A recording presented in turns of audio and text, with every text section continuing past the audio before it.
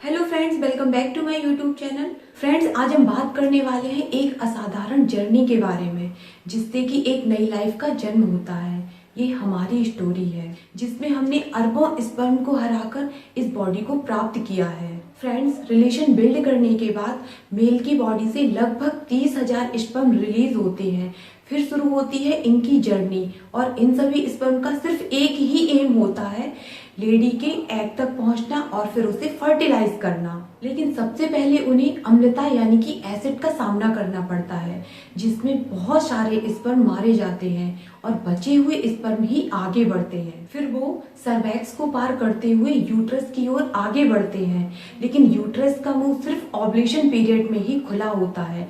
बाकी सभी टाइम पर यूट्रस का मुंह टाइटली बंद होता है। स्पर्म म्यूकस जो कि एक पतला द्रव होता है, इसमें अपनी पूंछ की मदद से तैरते हुए आगे की ओर बढ़ते हैं। जो स्पर्म सीधे नहीं चल पाते या फिर जो वीक होते हैं वे सभी म्यूकस में ही भटकते रहते हैं और फिर मारे जाते हैं। स्पर्म के आगे बढ़ने पर महिला का इम्यून सिस्टम इन स्पर्म को अवांछित पदार्थ मानकर यानी कि वेस्टेड चीज मानकर इन्हें मारने की पूरी कोशिश करता है और महिला की बॉडी के अंदर WBC द्वारा स्पर्म का खतरनाक तरीके से कत्लेआम किया जाता है, या यूं कहूं कि वो मारे जाते हैं। और इस कत्लेआम में भी सभी कमजोर स्पर्म ही मारे जाते हैं और बाकी के बचे हुए स्पर्म आगे की ओर बढ़ते चले जाते हैं। फ्रेंड्स, फिर आगे पहुंचने पर उन्हें दो रास्ते मिलते हैं। एक रास्ता फ्लोपियन ट्यूब की ओर जाता है और दूसरा रास्ता गर्भाशय यानी कि यूट्रस की ओर जाता है। फ्लोपियन ट्यूब की ओर बढ़ने वाले स्पर्म को सिलिया जो कि घास जैसी एक संरचना होती है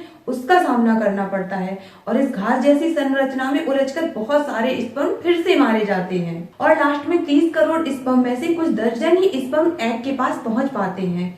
स्त्री का एग कैरियाना रेडियाटा सेलों से ढका रहता है, लेकिन इनमें से जो स्पर्म बचता हुआ एग के पास पहुंच जाता है और अपना रिसेप्टर एग के अंदर उसी प्रकार लगा देता है फ्रेंड जैसे कि सॉकेट के अंदर प्लग लगाया जाता है। इससे एग की एक्रोसोम एक डाइजेस्टिव लिक्विड रिलीज करता है जो स्पर्म के रिसेप्टर के पास के अंडे के हिस्से को गला देता है और स्पर्म एग के अंदर प्रवेश कर जाता है। फ्रेंड्स, जैसे ही पहला स्पर्म एग के अंदर एंट्री करता है, एग के चारों ओर एक करंट सा पैदा होने लगता है और बाकी बचे हुए स्पर्म जो कि अंडे के अंदर घुसने की कोशिश करते हैं इस करंट की वजह से मारे जाते हैं। फ्रेंड्स, साथ ही एग की बाहरी लेयर टाइट हो जाती है जिससे कि दूसरा स्पर्म एग के अंदर एंट्री नहीं कर पाता। फिर एग के अंदर पहुंचने वाला स्पर्म धीरे धीरे एग के अंदर जो लिक्विड मौजूद होता है उसमें घुल जाता है और स्पर्म के अंदर मौजूद जेनेटिक मटेरियल बाहर निकल आता है और इसके चारों ओर एक नई मेम्ब्रेन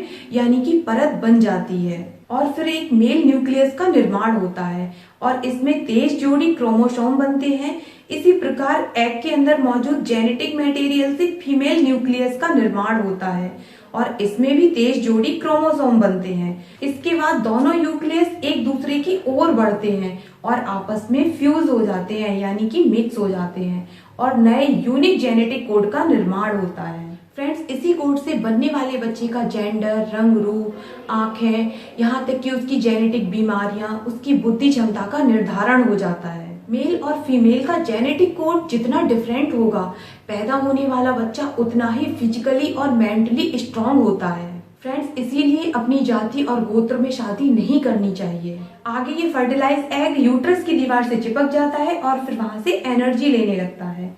फ्रेंड्स, ये तो था सफर स्पर्म से भ्रूण बनने तक का यानी कि फर्टिलाइज एग तक का। अगर आपको मेरा वीडियो पसंद आता है तो आप मुझे कमेंट करके जरूर बताना। मिलते हैं अगले वीडियो में। Thank you.